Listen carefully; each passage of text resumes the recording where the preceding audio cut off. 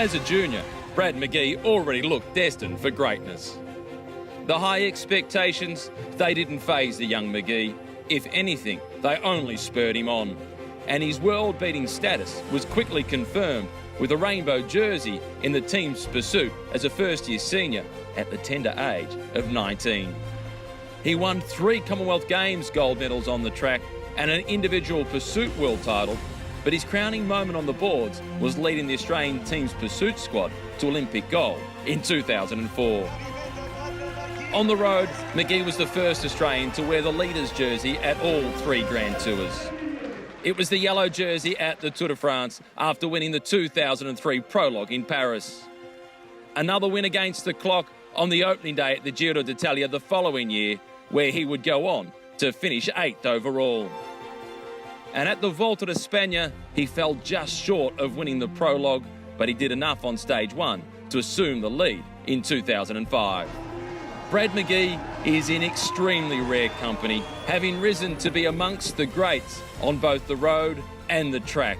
Fortunately for Australian cycling, he's now sharing that knowledge with the next generation as a coach and team manager. When you sit back there and you reflect on your career, what's the one thing that comes through?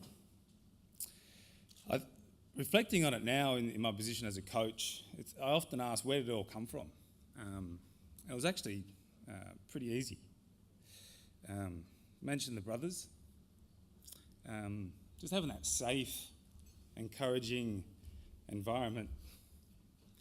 I'm sorry, I'm going back into some great years, and I think when we look at our young athletes coming through now, can we recreate that? I think it's very important not to forget. So my career was almost written before it started, and I just enjoyed the ride right through. And these days when I ride my bike, I don't have any computers, I don't have any speedo. I like riding by myself and just enjoying, and what this theme I think is coming out of today is just enjoying riding your bike. And I will, like Carol and like many of us, continue to do so. Maybe not on the road bike, maybe on the track, out with the wombats at Fitzroy Falls on the mountain bike, but loving it all the same. From a race perspective, what's your proudest moment? Team pursuit. Now, when it comes to riding your bike, riding for Australia, it's the team pursuit for me as an athlete. I watched Charlie lead his boys, the Angels, in 1984. Watched it with my brothers and started calculating, when can I have a crack at the Olympic Games? Didn't know it would be in the team pursuit. Fate would have it that I had a chance to have a big impact in Australia's team pursuing there for a few years. And so to get that gold medal with the boys, it was amazing.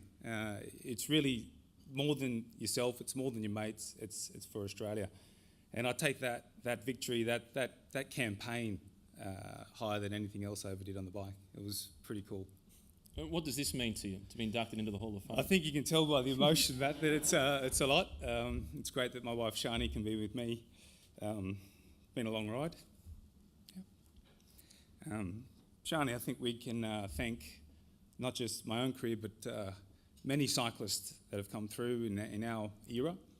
And I'll pull one example there. A young Simon Gerrans was over racing for as a young professional cyclist. I think it was his first year as a neo-pro. Jules Air, first race, the Marseillaise. Big hype, 150 Ks, everyone wants to win it. I think 500 metres from the finish line, there was a squeeze, a pop, and Simon hit a tree. Managed to break 2 collarbones. Both of them gone. Simon's a neo-pro in France, knows nobody, knows nothing, doesn't speak the language. Needed a caring hand, and Shani, my dear wife, stepped up, and I believe to this day they've got a special relationship that we don't have to talk about the detail.